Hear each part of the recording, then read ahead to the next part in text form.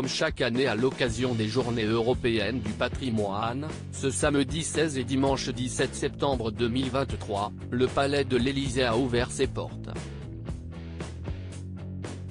Le public a donc pu visiter ce bâtiment historique et découvrir le lieu de travail de Brigitte Macron. En effet, la compagne d'Emmanuel Macron passe la majeure partie de son temps dans un bureau à l'Élysée.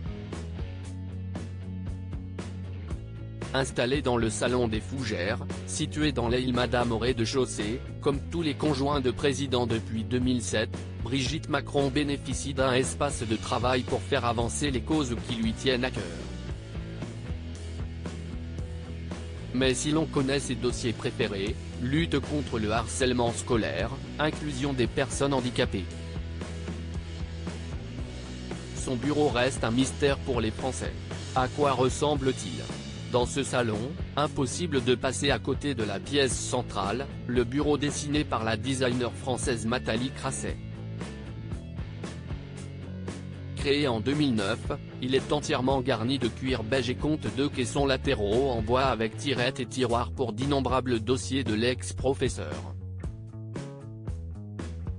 C'est ici, pendant qu'Emmanuel Macron réfléchit au remaniement au premier étage, que les courriers de Français affluent.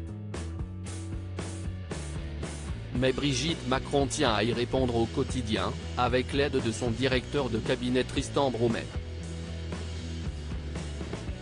Elle reste fondamentalement positive, optimiste, si motivant pour ceux qui l'entourent, confie-t-il dans le dernier numéro de Gala. Autour de fauteuils coques pour les invités, et d'un sublime lustre 12 lumières, on remarque également la teinture murale au motif de fougères qui a donné le nom au salon. Une réédition d'un lampard réalisé en 1785 pour la chambre du roi Louis XVI à Compiègne. Reste que Brigitte Macron a tout de même su donner un coup de jeune. Sur la cheminée, 2 lampes de Coralie Beauchamp ont remplacé une horloge en bronze doré, entourant le portrait officiel de son mari. Supérieur à découvrir notre diaporama sur les looks de Brigitte Macron. Ce projet que Brigitte Macron doit mettre en stand-by mélange d'œuvres classiques et contemporaines, décoration raffinée. Le bureau est plutôt conforme à l'image d'une première dame qui ne ménage pas ses efforts depuis 2017. Récemment, elle a toutefois dû mettre en stand-by un projet lui permettant de mettre en avant ses initiatives au service des familles, un compte Instagram officiel.